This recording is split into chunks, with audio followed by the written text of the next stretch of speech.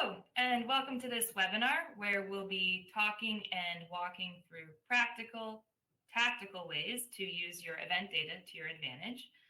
My name is Mary Cluck, and I am one of your co-presenters for today. Before we begin, I want to cover a couple of housekeeping items.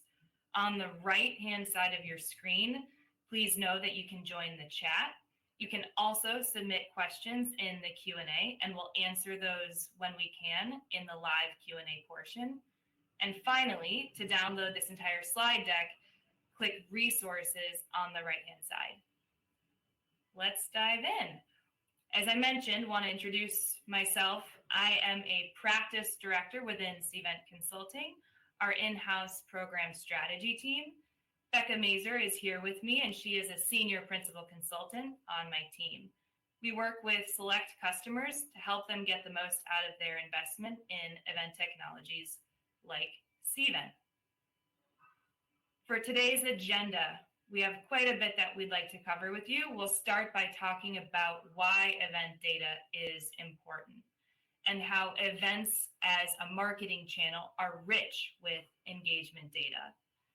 Then we'll talk about how that data can inform your event strategy pre, during, post-event, and beyond to influence your meetings and events program. We'll summarize everything at the end, and then finally we'll have a live Q&A portion.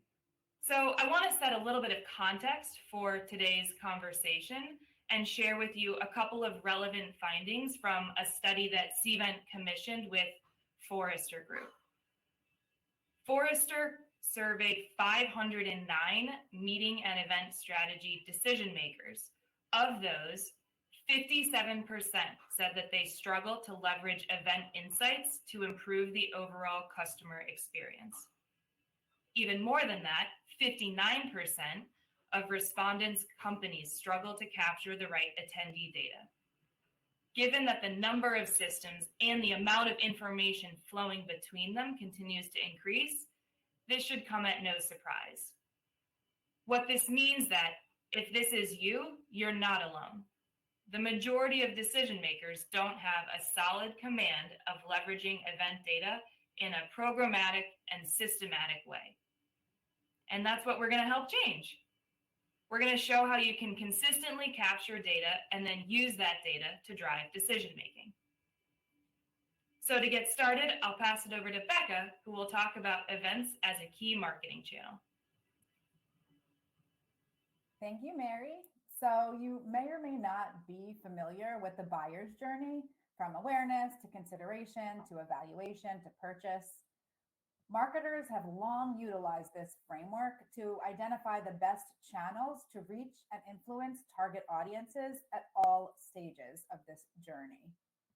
Events of all types and all formats are orchestrated in conjunction with these other tactics across the buyer's journey with that same purpose: to drive business outcomes for your target audiences. And for that buyer's journey to become a piece of the customer life cycle. Because each event type can serve a different purpose, it's important not to focus on any one type, but to consider a combination of events that target the right audience at the right time to help push your prospects or customers through the journey.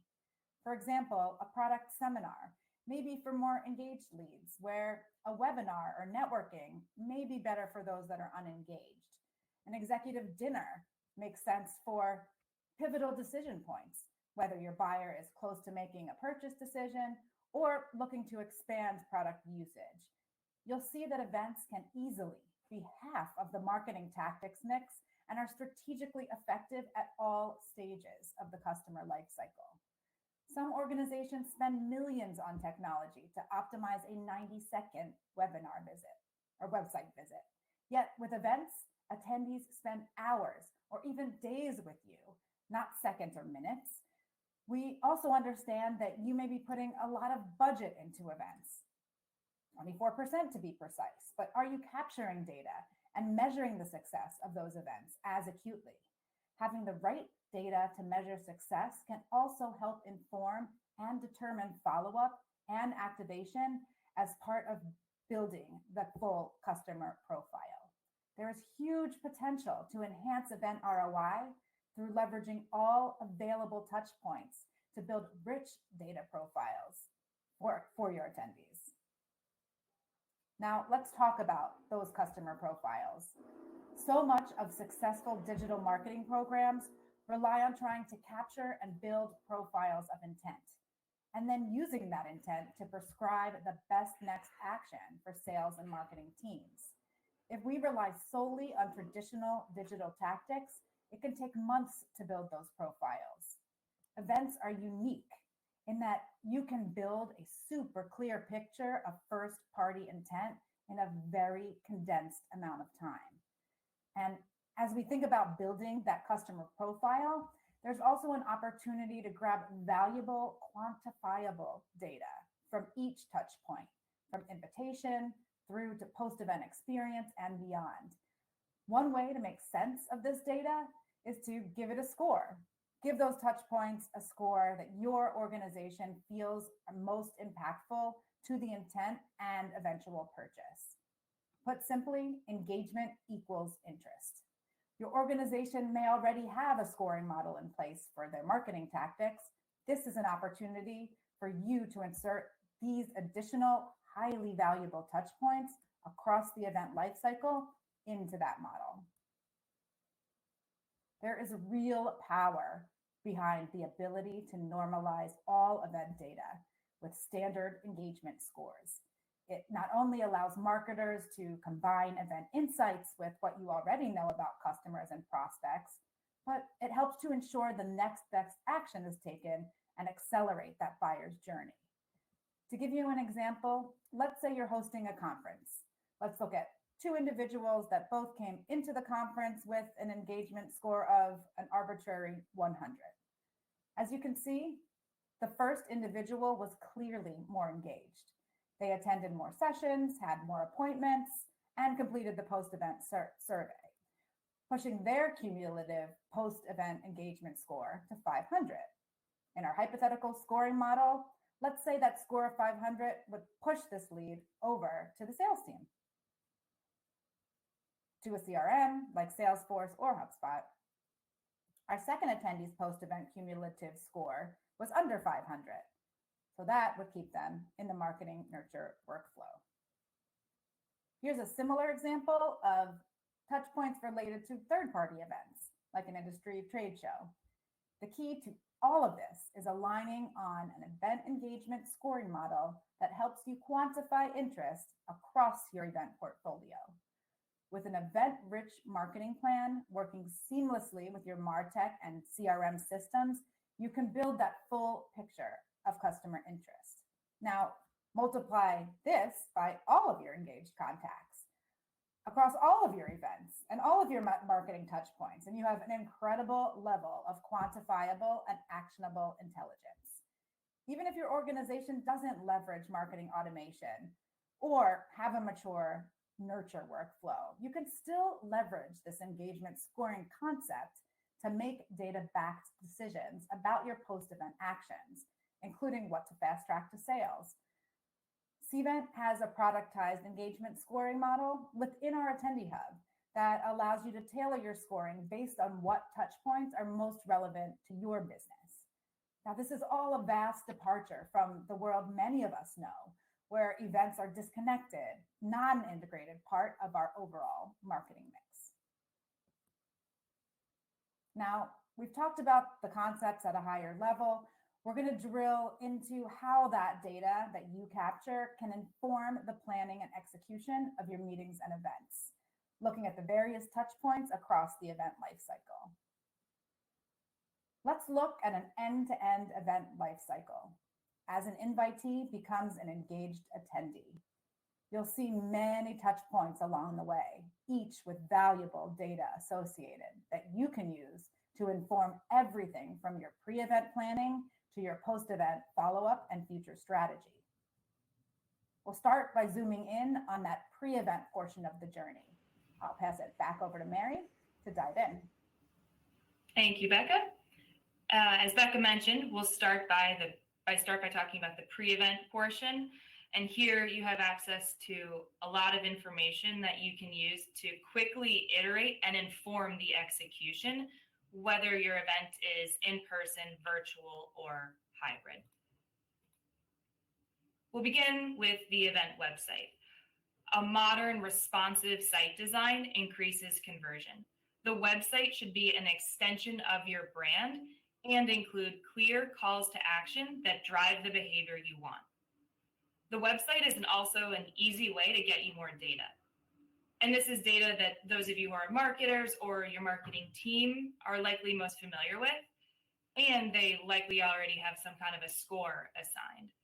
You can capture UTM parameters, integrate your Cvent website with Google or Adobe Analytics, and track website activity and clicks in order to understand what's working and where your audience is engaged.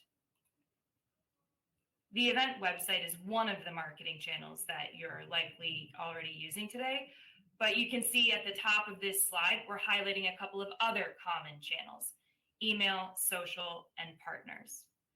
As you can see with this funnel, based on the invitee's status, whether they registered, don't respond, or decline an invitation, you can gather and track different information.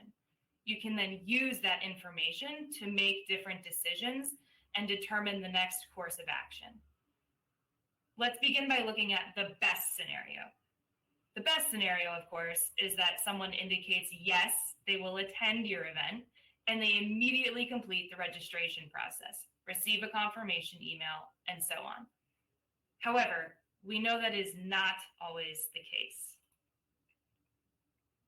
In the busy world that we live in, there's a chance that your invitee begins the registration process and gets distracted or gets called to another Zoom meeting. Leveraging the abandoned registration reporting that is automatic within Cvent, you can have reminders sent to come back and nudge them to finish registration. It's a pretty simple but powerful example of how to send different messages based on different levels of engagement. You want to make sure you loop those individuals back into the process. Unfortunately, if someone has to decline your invitation, you can send a regret survey. You can then build segments for marketing. For example, if someone said it was cost prohibitive, if price is a challenge, you can use that as a segment to see whether your registration might be trending beyond pace. You should also use a tool to view the response rate of all of your communications so that you can understand which emails and those sent at which time are performing the best. Again, let's come back to the best case scenario, which is you have people immediately flow through your promotional strategy and then they complete registration. As you begin this conversion of the invitee to a registrant, it's a critical point to capture information that you can then deploy to execute your event more successfully, meeting their needs, keeping the audience engaged, and moving them farther along their respective life cycle that Becca showed earlier. On this screen, we're highlighting a very simple, clean registration form. You want to capture key demographic and biographic information, but you also want to pre-populate anything that may have been previously known, saving time for your invitees and reducing friction for them to complete registration. The registration experience can be dynamic to cultivate a more personalized and targeted experience, which translates to richer information for you. As a specific example, DE&I continues to have an important presence, and rightfully so. Making sure events are accessible for all is pretty important. So you can see in some of this reporting here, we can look at how our registration's trending against prior, should we consider interventions? But we can also say, okay, we have a registration question that asks about specific accommodations we might need to make, and then we can use the responses to execute accordingly. So the reporting data within Cvent allows you to make informed decisions even before you get on site for an in-person event. If you also run reports to see whether you have the right mix of attendee types for exhibitors, you might couple that with how does that change for our trade show floor? How does that change for the timing that we have, how we are marketing the trade show? You can use the information as you start to receive it, again, in order to make real-time updates ahead of the event. One last thing that I want to touch on, will we go back actually? One thing I should mention here on this registration trending prior slide. Thank you, Becca, for being such a good MC for me. The registration trending against prior. If you look at the registration trending with data from a regret survey, going back to what I mentioned on a previous slide, then you could make a real-time adjustment to capture more people. For example, you could extend an early bird discount, you could further highlight training camps, or you could feature your keynote speaker or your entertainment a little bit more prominently and hope to recover some of that registration. Thanks, Becca. Now we can go forward. And now that we've talked a little bit about the data capture and planning, let's move to the data capture that you get during the execution phase while your event is taking place, whether that is on-site, if it's a live in-person event, or if it's via a digital platform like Attendee Hub. So we'll talk a little bit about how you can focus on what happens while your attendees are interacting with your event, and then what we can do to take those insights to tailor the appropriate follow-up next step.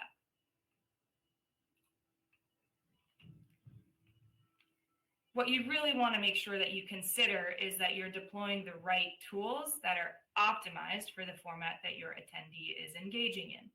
For example, in a virtual experience, you really want to make it compelling and engaging. There's a lot of different things that people can be doing online while they're working today, and you really need to make sure that it's very targeted and you keep the focused attention. For in-person events, you really want to optimize on those in-person interactions and make sure that you're getting the most out of the real connection that people are making with each other. But there's a lot of digital components there as well.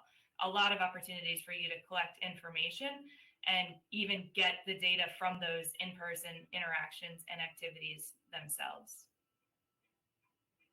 If we return to the virtual event experience, technology is the venue, and you can leverage polls, chat, session surveys, all of which can be reported on and tracked to drive future decision-making. Thinking back to the couple of the points that Becca mentioned at the beginning of our webinar, you can score every action, the booth visits, the questions submitted, appointments that are made. These interactions can then determine how engaged the attendee was and what your follow-up strategy should be. It also demonstrates that delivering content through virtual events, like we're doing today with this webinar, helps you increase your reach while still being able to get more granular data on the attendee interactions. Making use of an event app allows you to provide a cohesive yet more personalized attendee touchpoint. Attendees can interact and engage with you at your event, but they're also able to connect with other attendees, with exhibitors, and with sponsors. The event app provides instant access to key event details, live and upcoming sessions, and surveys with a dynamic home screen based on who they are when they registered. Attendees can also build their own personal agenda on the fly. The interactions that attendees have via the app can become important elements of the engagement scoring that Becca mentioned and enable you to prioritize the post-event follow-up strategies. The event app can be used across formats, for virtual, like I've been talking about, but also for in-person events. And for in-person events, the event app is a great way to support your sustainability efforts as you eliminate the cost of printing materials, and you get the added benefit of enabling real-time updates to share with your participants. Speaking of in-person, you definitely want to maximize the data capture. Tools like On Arrival allow for contactless check-in and badge printing. On Arrival has notifications as well as an Apple Watch interface that allows key stakeholders and leaders to quickly understand check-in flows. And at a session level, track not only attendance, but how long people are staying in those sessions, the total duration. Getting real-time data updates from traffic patterns during your event seeing the trade show exhibit booth visits allow you to create interventions in the moment, but they'll also be key for follow-up and for developing future strategies for your longer-term meeting and events program. Now we've talked a little bit about tools to support the events that you host, whether they be in person or virtual. Let's touch on events that you attend. For events that you're attending, you can and should leverage a lead capture tool to ensure that you are scanning and qualifying lead data consistently and automating as much of those interactions as possible. I'll pass it back over to Becca to now talk about how to utilize the event data after your event. So now let's take a look back at the journey that we were looking at earlier, and we'll add in a few more post-event touch points like event survey and on-demand content views. And you'll see we have a full actionable set of data, which we've of course aligned with our scoring model that we can now leverage for continuous audience engagement, as well as future strategy and impact measurement at an event level and at a program level. Let's see what that might look like. One thing to note post-event, your touch point isn't limited to a thank you email when using a tool like Attendee Hub. By continuing to keep your audience engaged with features like on-demand content and community, you can effectively extend the life of your event by adding more touch points, which gives you more data and more engagement, which results in more momentum along the buyer's journey and a more complete customer profile. You might even have an entirely unique second audience purely there to consume your on-demand content. So ensure you leverage these opportunities to repurpose your content and keep your event community engaged. Once you've identified which data points matter most, an effective way to gain the valuable insights to impact your event in real time and inform future strategy is to leverage reporting and analytics. Beyond attendee touch points that we discussed, another way to further enrich your event and program level data to truly measure success and ROI comes down to one word: budget. And more specifically, strategic budget management. Using our budget tool, for example, you'll have the ability to analyze your event spend, tracking by category, by division, by vendor. You can see where you can be more efficient in your event spend and where you can leverage your negotiations by rolling up your spend and moving your business to preferred vendors with preferred agreements. Not only is this accurate and consistent spend management needed to establish cost savings and efficiencies at a program level, but it's essential when looking at something like ROI. After all, you can't possibly calculate the value of your investment without reliable spend tracking. And if you want to go even deeper into event impact and ROI in a way that can truly inform your go-forward strategy, consider integrating Cvent with your CRM to tie those valuable event metrics to pipeline acceleration and revenue. Dig into what events, what event types, what promotions, and what audiences drive the most impact for your organization, and use that insight to shape your total event program strategy. So, in summary, as Mary mentioned, we are part of Cvent Consulting. We work with and strategize with clients to design and implement the best solutions to execute their program goals. And we couldn't do that without Cvent. Having a single, powerful platform reduces administrative burden, simplifies your processes, and enables you to scale, leveraging invaluable event data along the way. Data you can truly use to your advantage throughout the event lifecycle and beyond. Before we move live to answer your burning questions, little shameless plug, if you would like to earn a $100 Amazon gift card, please sign up for a complete demo with us. We'll pop that link over in the chat. If you're outside the US, not to worry, that gift card can be converted into your currency. We also have Connect coming up June 10th to 13th in San Antonio, Texas. If you don't know, Cvent Connect is our go-to annual event for event professionals, marketers, and hospitality experts. So please feel free to check out our agenda. And if you'd like to register, we dropped the link in the chat as well. FYI, Mary and I will both be in attendance and would love to meet you all. And now back to Becca and Mary live. Hello, everyone. Thank you so much first of all, for being here. This topic is really important to me and Mary, and glad to see it's resonating with all of you as well. We do see a bunch of questions in the Q&A, so keep them coming in. Mary and I will field them as they come. So let's see, we can, I guess. Do you want to take the first one, Becca? Yeah, we'll start with the one at the top.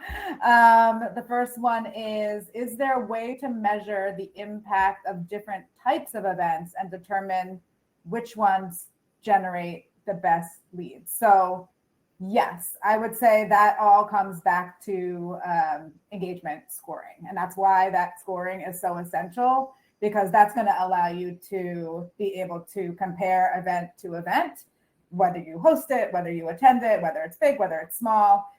It's really going to help you be able to leverage that information, that data in a way that's going to impact your decisions. So one way you could potentially do that is looking at an average engagement score. For example, if you're looking to decide between two trade shows that you attended in the past, you can only attend one this year. Maybe look at the average engagement score from those two, whichever one. Obviously, other things will be important to look at as well, but one thing you could look at is the engagement score to compare one event to the other to help inform that decision. All right, so let's see. Hopefully that answered that question. Feel free to ask follow-up questions as well if there's anything that we answer that doesn't completely answer the entire question, or if something sparks another question you might have. Let's see. So should we go, I guess, with the next one, or is there, let's see. We'll go with the next one. Oh, display. There we go. What kind of useful insights can be gained from smaller events with fewer than 50 attendees?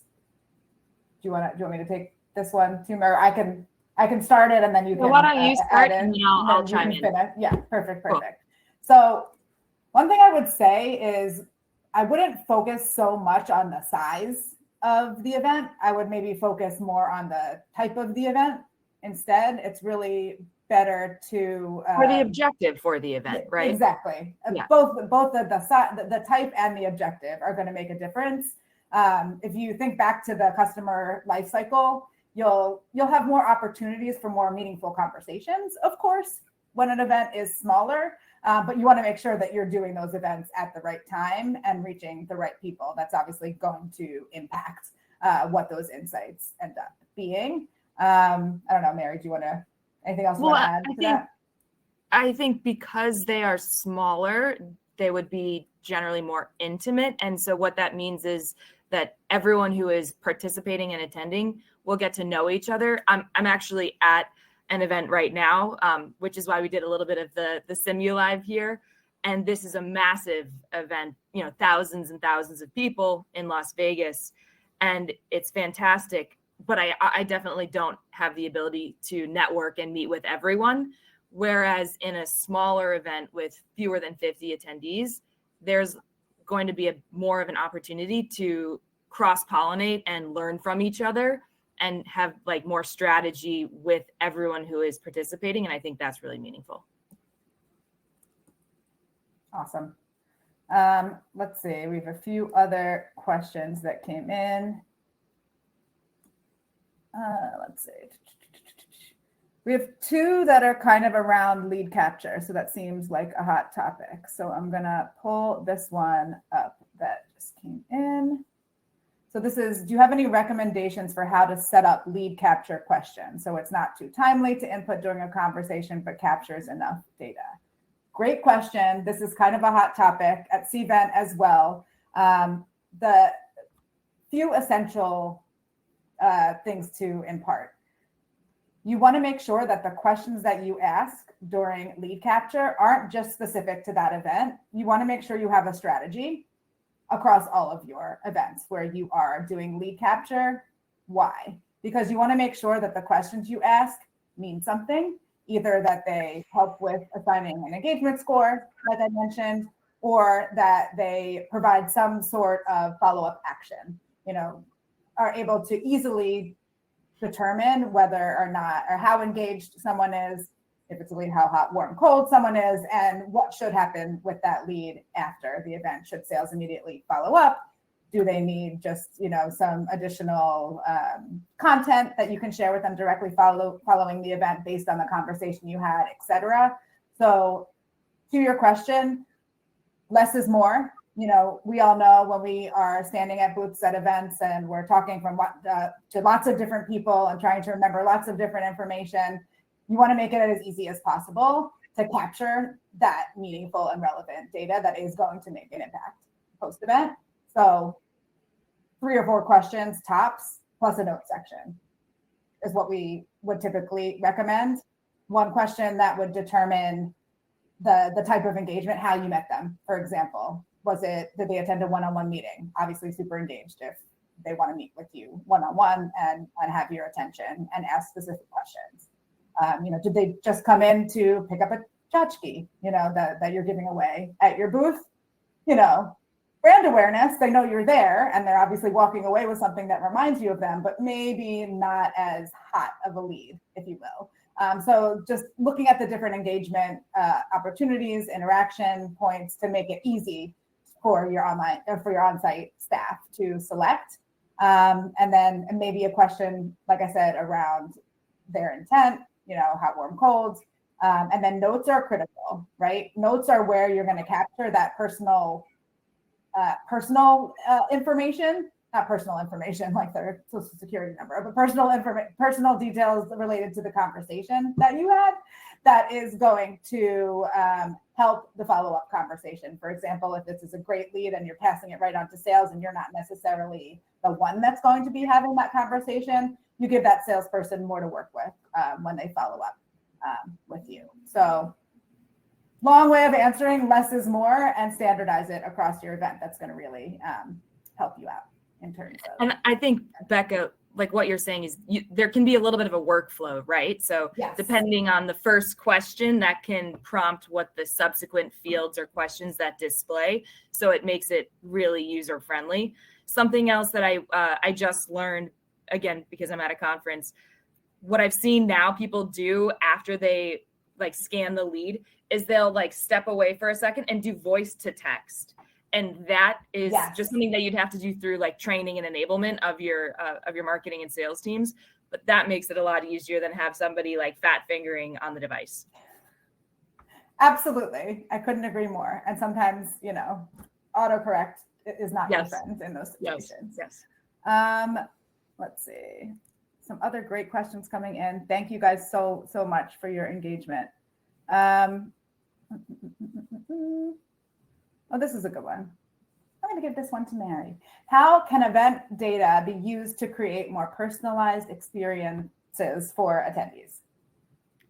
This is a good question. And when I was talking about the registration process, that's an opportunity for you to really curate the type of information that you want to collect so that you can personalize the experience. And, to give an obvious example, if you ask about dietary preferences, right?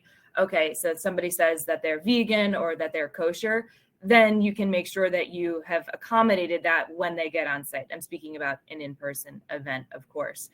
But something else that you can do is gauge what their interests are when they register by asking about what they're looking to hope to gain by attending, by asking them what segment they come from. So whether that might be the market segment that you have defined, whether they're an association, if they come from corporate, if they're a buyer, if they're interested in learning, And then you can feed them content in the lead up to the event, digitally or in person when they are there, about the experience that would resonate based on who they are. So for me, if I work for a SaaS company and I am in sales, then I'm going to be offered these tracks that are going to be more attuned to what I would like to experience and engage with. And then you can also use that to set up some networking when they are on site, again, presuming an in-person experience.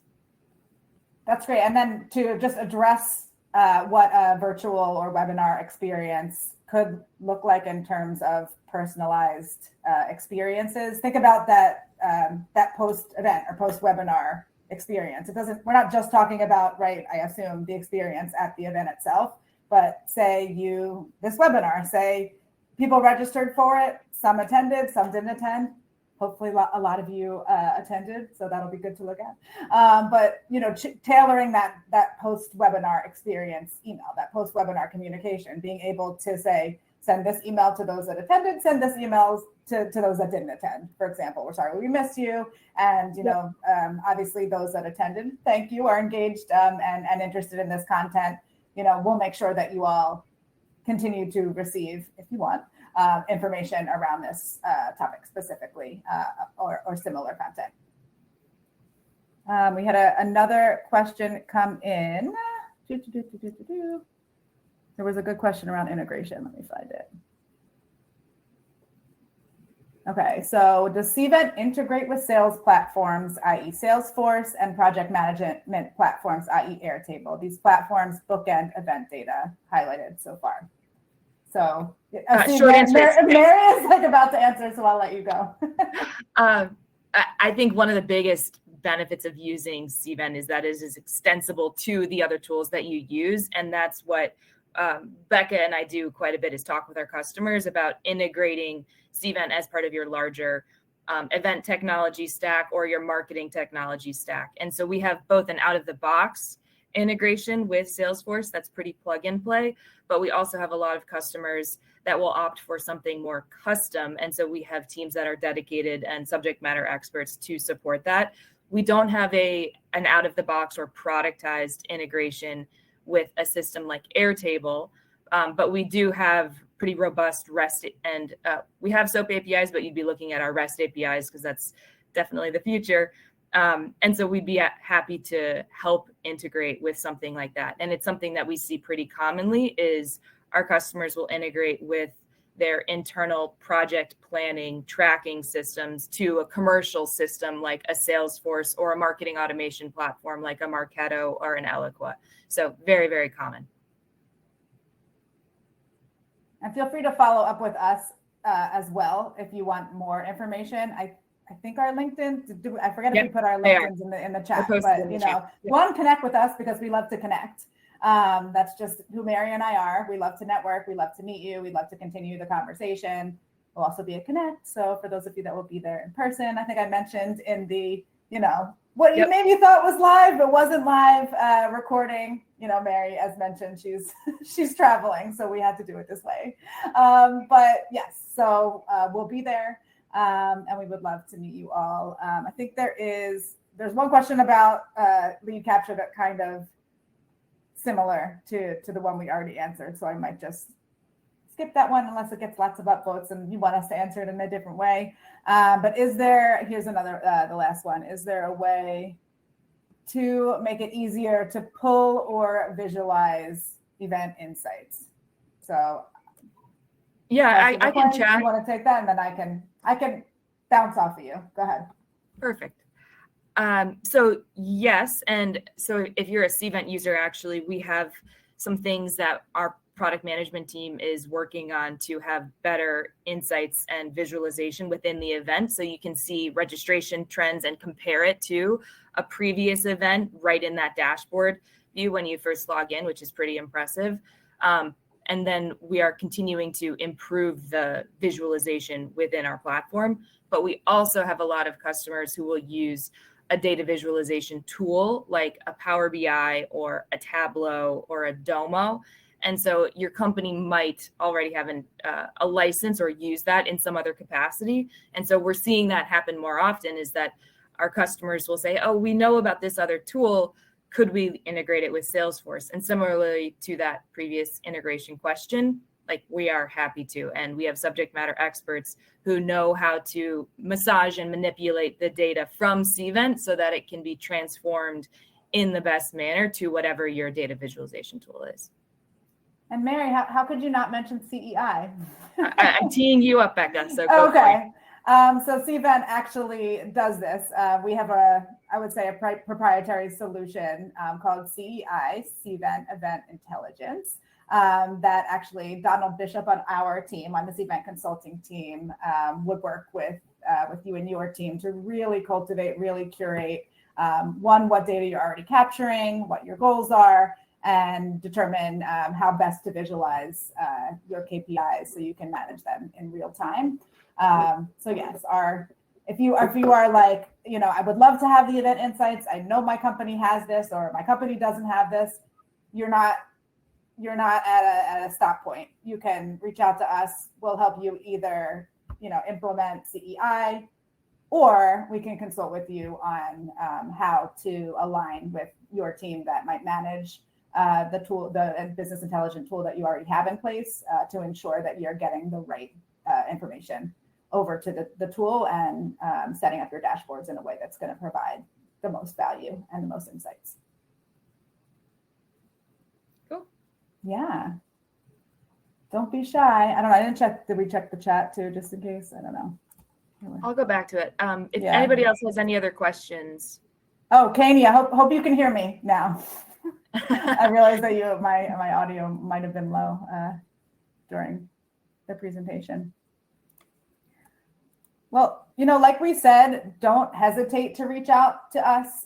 We're available to answer any questions. If you're shy, you can ask anonymously, but we're always here to answer your questions that you have. And our colleague Lawrence put our LinkedIn bios back in the chat, so it is top of visibility for you. Please feel free to connect with us or take a look at Cvent Connect. It'll be in San Antonio in just a couple of weeks, and we'd love to meet with you and chat further on any of these event data topics. But I think we can hang out for like another minute or two, but we'll wrap it up. We really appreciate everybody's time this morning, this fine Wednesday, and we are very grateful that you listened in to us. Thank you so much. Thank you.